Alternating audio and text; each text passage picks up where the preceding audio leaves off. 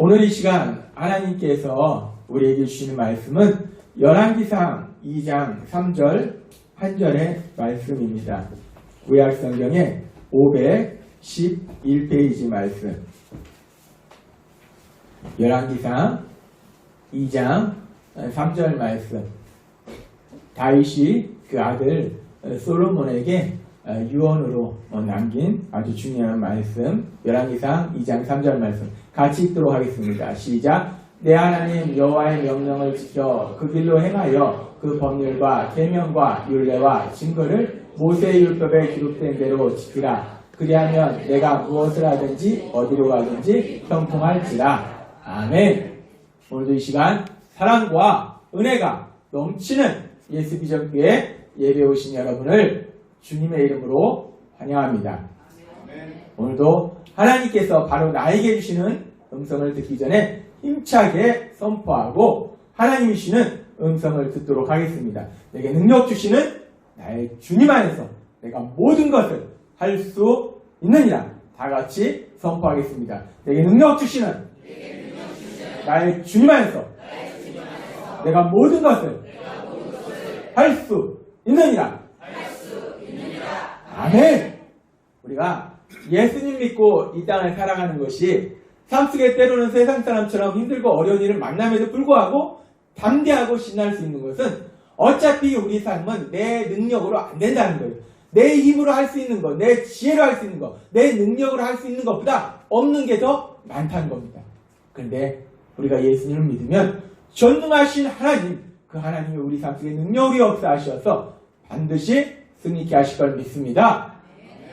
오늘도 그 하나님께서 우리에게 말씀하십니다.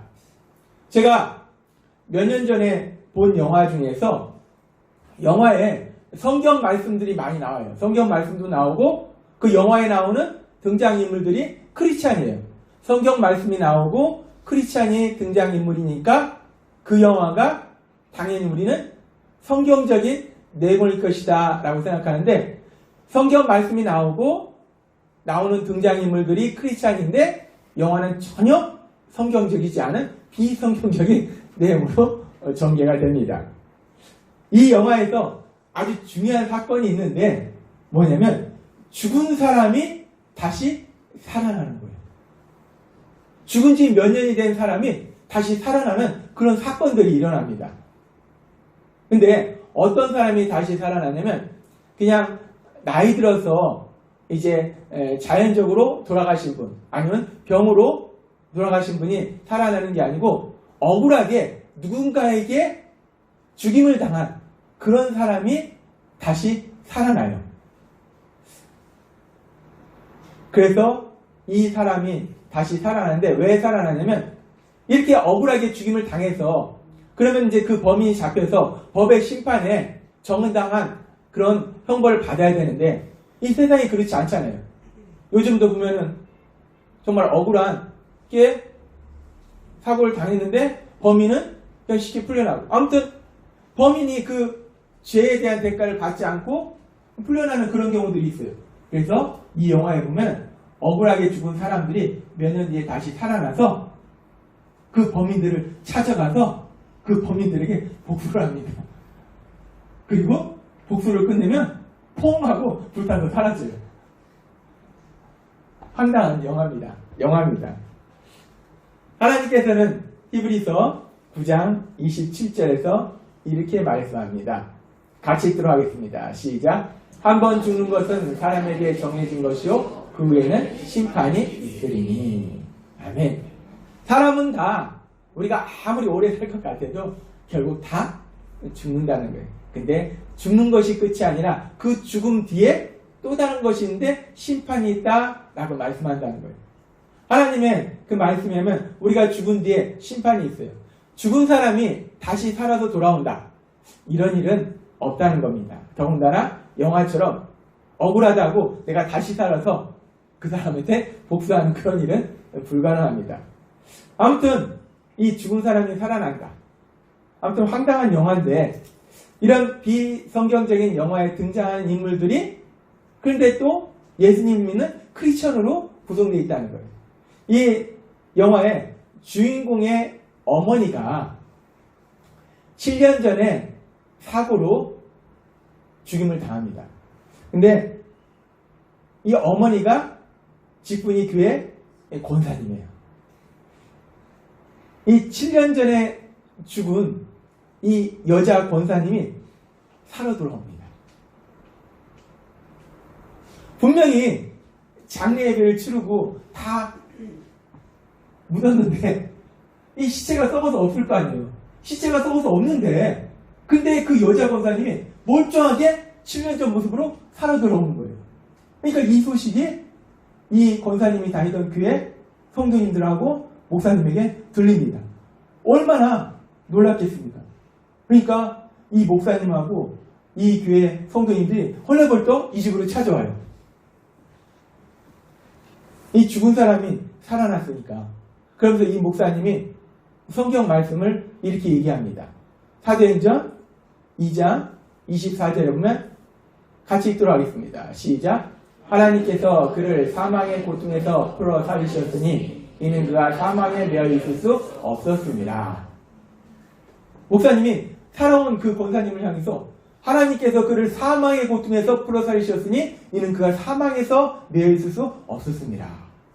아, 저렇게 살아오는 것이 성경에 기록되어 있네? 라고 착각할 수 있지만 이 말씀은 사람에게 하는 것이 아니라 메시아이신 그 예수님에 대한 그 예언의 말씀을 사도행전에 보면 예수님께서 부활하신 그 일에 대해서 베드로가 얘기하는 거예요. 사람이 살아온다는 게 아닙니다. 메시아로 이 땅에 오신 그 예수님이 다시 사실 것에 대한 그 하나님의 말씀이라는 거예요. 아무튼 막 황당한 말씀을 합니다. 그러면서 이제 같이 온 성도님 중에 한 분이 이 권사님을 보면서 너무 궁금해가지고 권사님에게 물어요. 권사님, 근데 예수님 보셨어요? 우리가 죽은 지 하루 이틀도 아니고 죽은 지 7년이 됐잖아요. 그러니까 이제 충분히 예수님을 봤을 거라 생각이 드는 거예요. 궁금하잖아요. 진짜 예수님을 봤을까? 예수님 만났을까? 너무 궁금한 거예요. 근데 이 권사님 묻습니다. 권사님, 예수님 보셨어요? 근데 이 영화에서는 답을 안 해주더라고요. 너무 궁금한 거예요. 정말 예수님을 봤을까? 예수님을 만났을까? 근데 목사님은 좀 다른 차원의 질문을 합니다. 목사님은 이 권사님을 하나님께서 다시 살려보내실 때는 뭔가 분명한 목적이 있지 않았을까? 그래서 목사님은 이런 질문을 합니다. 권사님, 예수님께서 당신에게 심판을 맡기셨나요? 이렇게 질문을 합니다. 아무튼 참 황당한 영화인데, 그런데 중요한 것은 이 영화에서 이 주인공인 엄마가 어떻게 죽임을 당했는가를 이제 계속 수사하는데, 그 수사하는 과정 속에서 어떻게 이 사건이 전개됐는지 그 진실들이 밝혀집니다. 그러면서 어떤 진실이 밝혀지냐면, 이 주인공 아들이 사법고시에 합격해서 지금은 검사로 지내고 있는데, 이 주인공 아들이 사법고시에 합격하기 바로 전날 이 친구들하고 술을 잔뜩 마세요. 그리고서 술이 잔뜩 취해가지고 이 집에 오다가 트럭이 있는데, 배추를 잔뜩 실은 트럭이 있는데 그 트럭을 훔쳐서 이 아들이 막 달립니다.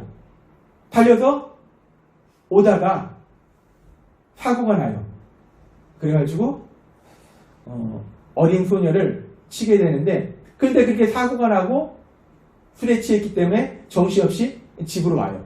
집으로 와서 트럭을 세워놓고 방에 들어가고 잠을 자는데, 엄마가 나와서 보니까 웬 트럭이 와 있는 거예요. 배추 실은 트럭이. 도대체 이게 뭔가. 그래서 이렇게 그 트럭을 이렇게 살펴보다 보니까 이 트럭 주변에 피가 잔뜩 묻어 있는 거예요. 그래서 엄마가 직관적으로 느낍니다. 아, 이거 뭔가 있었다. 사고가 있다. 그러고서 이 엄마가 트럭을 몰고 왔던 길을 되짚어 갑니다. 이 배추들이 막 흩어져 있으니까 쉽게 찾아가요. 찾아가 보니까 한 곳에 배추가 막 잔뜩 떨어져 있고 한 소녀가 피를 흘리고 쓰러져 있는 거예요. 보니까 이 소녀가 죽어 있는 겁니다. 사법고시를 받고 이제 내일이면 합격자 발표를 해요. 그래서 이 아들이 합격되면 검사로서 이제 성공한 인생을 살아가게 돼요. 그런데 바로 전날 이런 사고가 일어났어요. 술에 만취돼서 어린 소녀를 죽였는데 아들은 자기가 어떤 일을 했는지도 알지 못합니다. 이 상황 속에서 이 엄마는 어떻게 할까? 내일이면 합격자 발표를 하고 만약에 아들이 합격되면 검사로서 성공한 인생을 살아가는데 바로 전날 이 엄청난 사고가 난 거예요. 이 엄마가 어떻게 할까? 엄마들은 자녀를 사랑합니다. 어떤 경우에도 자녀를 사랑합니다. 그래서 자녀가 행복하기를 간절히 원합니다. 그래서 이 세상의 엄마들에게 어떻게 보면 옳고 그른 것보다 더 중요한 것은 지금 당장 내 자녀에게 무엇이 이익이 되느냐. 그런 것 같아요. 세상의 엄마에게는 뭐가 옳으냐, 뭐가 틀리냐, 이게 중요한 게 아니라 내 자녀에게 지금 당장 뭐가 더 좋으냐, 이것이 더 중요하다는 겁니다. 아들에 대한 그 사랑이 옳고 그름에 대한 그런 판단도 무시합니다. 다시 영화로 돌아와서 이 장면 속에서 아들이 술에 만취가 되어서 어린 소녀를 죽였는데 이 사실을 아들은 몰라요. 엄마는 어떤 선택을 하게 될까? 이 영화에서 이 엄마는 이 사건을 숨기기로 결심합니다. 목격자도 아무도 없기 때문에 그냥 숨기기로 결심해요. 그래서 이 사건을 숨기고 그리고 이 아들은 그 다음날 합격 통지서를 받습니다. 그래서 사법고시 합격해서 검사로서 그렇게 생활을 합니다. 우리가 이 영화에서 보면은 이 영화의 이 어머니가 이 권사님이에요. 집사님도 아니고 권사님이에요. 믿음의 사람으로 나오는데 우리가 이 상황에서 어떤 선택을 하는 것이 참된 믿음의 사람의 선택일까? 이런 상황 속에서 믿음의 선택은 과연 무엇일까? 우리가 하나님 앞에 말씀을 듣고 예배를 드리고 기도하고 성경 말씀을 읽어요. 근데 항상 하나님 우리에게 말씀하시듯이 우리는 말씀을 알고 있는 것이 중요한 것이 아니라 그 말씀을 내 삶 속에 살아가는 게 중요해요. 그 삶의 현장에서 실제적인 우리 삶의 어떤 현장에서 내가 어떤 선택을 할 것이냐. 지금 이 엄마가 어떤 선택을 하는 것이 믿음의 선택이냐.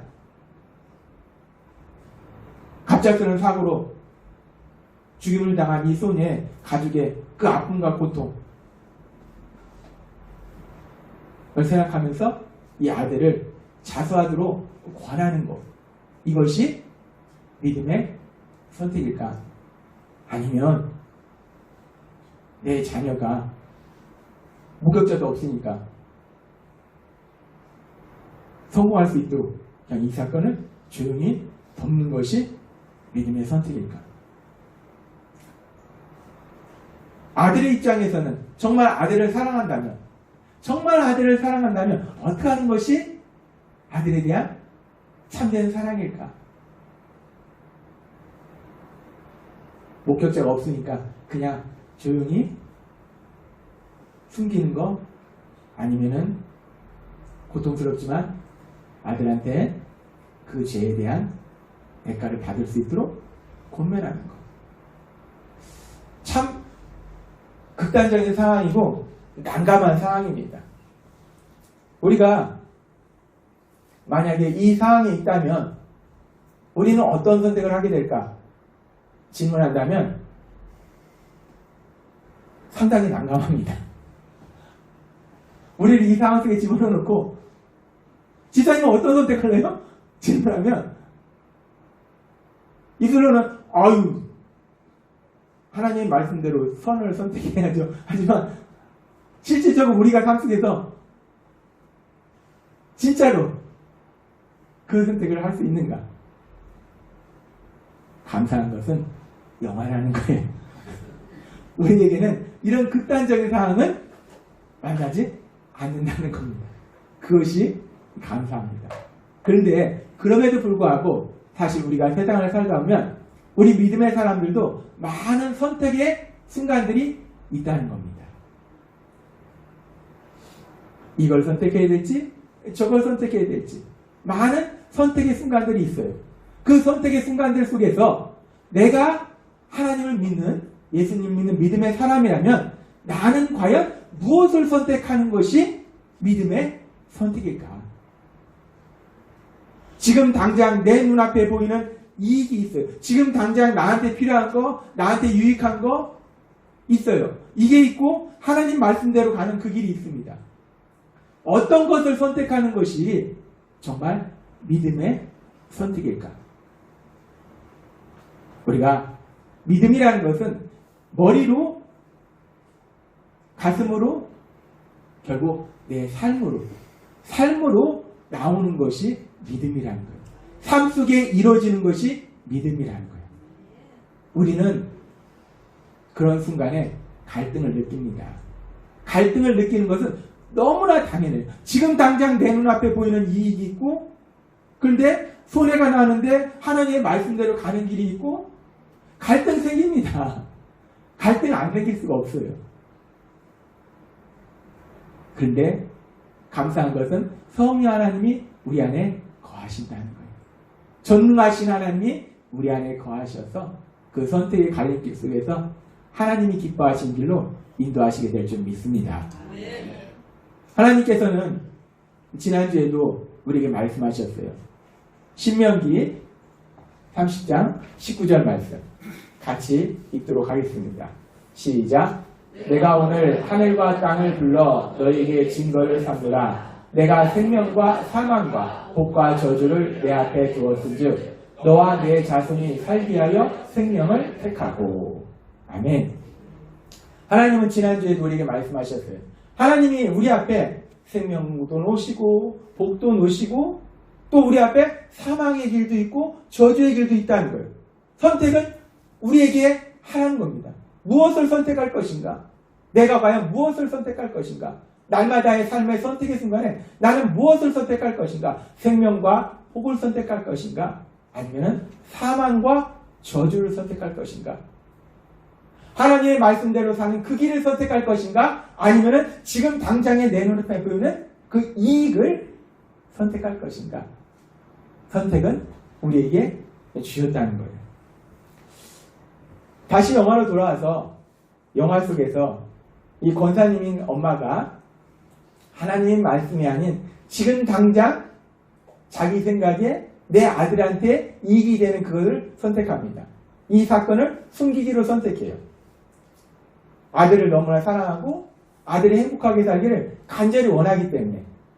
그런데 결국 이 영화에서 보면은 수사가 하나하나 진행되면서 결국 사건이 하나하나 드러나고 결국 이 검사로 있는 이 아들이 어린 소녀를 교통사고로 죽였다는 사실이 밝혀집니다. 그리고 결국 이 아들은 검사로 있다가 이제 살인자가 돼가지고 이제 재판정에 서게 돼요. 그렇게 엄마가 지켜주라고 했던 그 아들의 성공, 아들의 행복, 그것은 물거품처럼 사라집니다. 이 아들은 결국은 그 비참한 고통 속에 들어가게 돼요. 영화인데 이 영화를 보면서 이 영화의 결말을 보면서 하나님이 우리에게 주신 그 말씀이 생각이 났어요. 하나님은 우리의 인생을 압니다. 우리의 삶을 알고 우리의 생각을 아세요. 우리가 어떻게 세상을 살아가고 있는지를 아세요. 그 하나님은 우리에게 명확하게 말씀하시는데 잠언 14장 12절은 이렇게 말씀합니다. 이 말씀 같이 읽도록 하겠습니다. 시작. 어떤 길은 사람의 보기에 바르나 필경은 사망의 길이니라. 아멘. 어떤 길은 사람의 보기에 바르나. 어떤 길은 사람이 볼 때 바르게 보인다, 좋게 보인다는 거예요. 야, 이렇게 하면은 좋은 일이 많이 생길 거야. 이렇게 하면 성공할 거야. 이렇게 하면 형통할 거야. 이렇게 하면 내 인생이 잘 될 거야. 사람이 보기에는 좋아 보인다는 거예요. 어떤 길은 사람이 보기에 바르나. 그렇게 좋아 보이는 그 길. 그런데 필경은 사망의 길입니다. 이 영화에서 엄마가 두 갈래 길이 있어요. 믿음의 선택이 있고 세상적인 선택이 있었을 때 세상적인 선택이 훨씬 좋아 보인 거예요.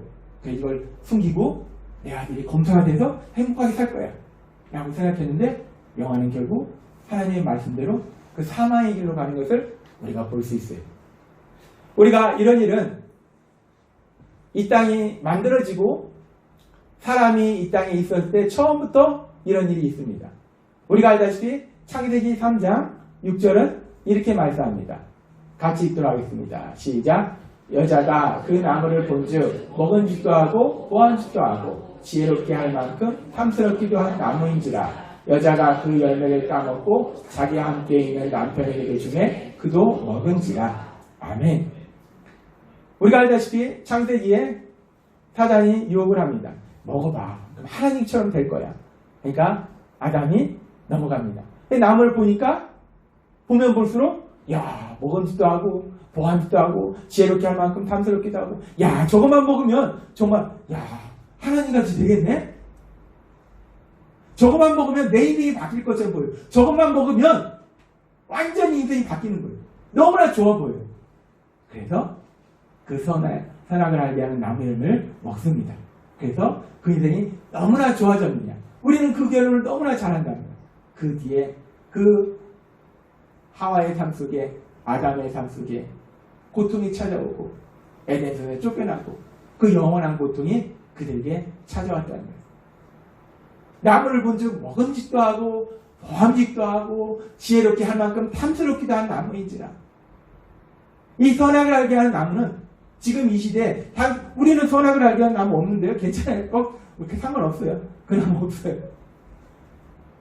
우리 삶 속에서 여전히 이런 일들이 일어난다는 겁니다. 이것만 하면은 이렇게만 하면은 이 길로만 가면은 내 인생이 편해지고 행복해지고. 그런데 사람의 보기에는 그것이 바르게 보이지만은 필경은 사망의 길일 수 있다는 거예요. 지금 잠언 이 14장 12절의 말씀 속에서 중요한 건 뭐냐면 어떤 길은 사람의 보기에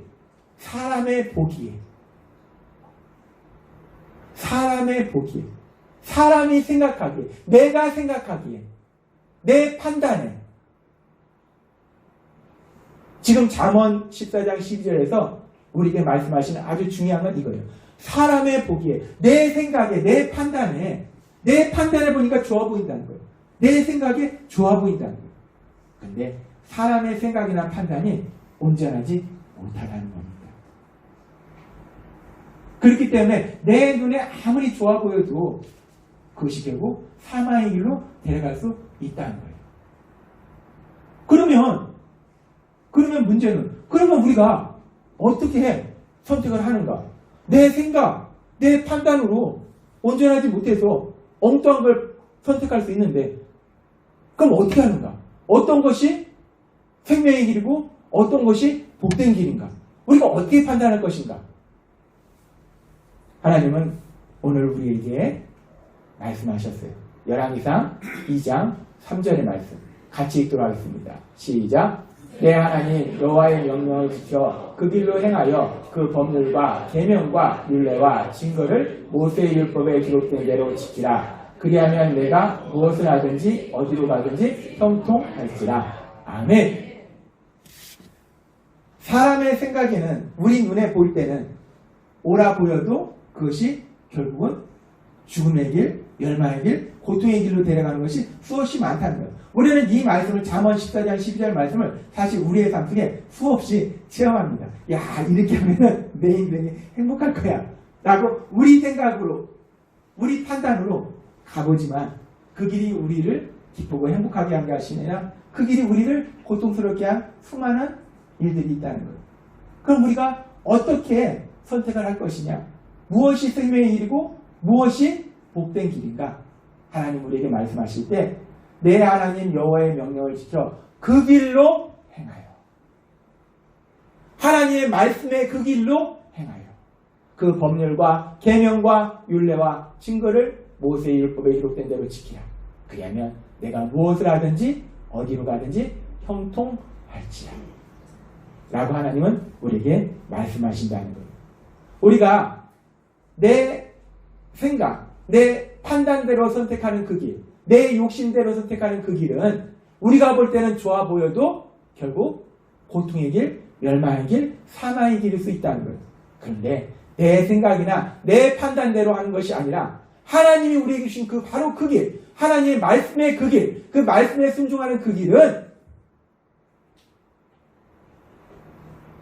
열왕기상 2장 3절에서 말씀할 때 무엇을 하든지 어디로 가든지 형통할지라 라고 하나님은 오늘 우리에게 말씀하십니다.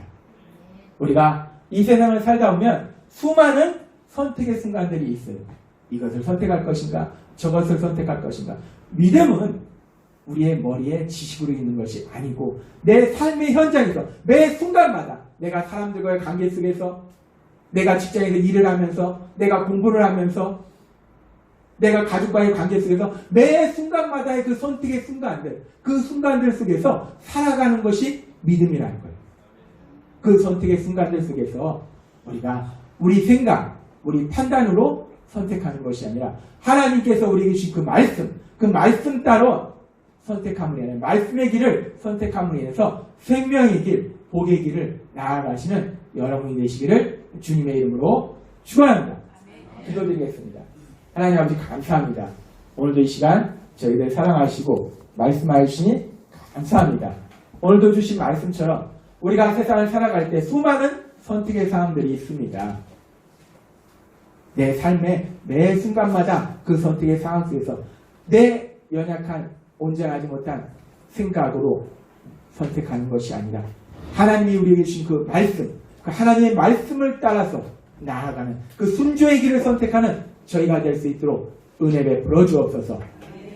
우리가 하나님의 말씀을 따라가는 그 길을 선택할 때 내 능력이 아니라 전능하신 하나님이 무엇을 하든지 어디로 가든지 형통케 하시는 그 놀라운 역사를 체험하는 우리 모두가 될 수 있도록 은혜 베풀어 주옵소서. 예수님의 이름으로 감사하며 기도드렸나이다. 아멘. 이 시간 주여 3번 부르시고 간절히 기도하실 때 주님 오늘도 주신 말씀처럼 우리가 이 땅을 살아가면서 수없는 선택의 갈림길 속에 있습니다.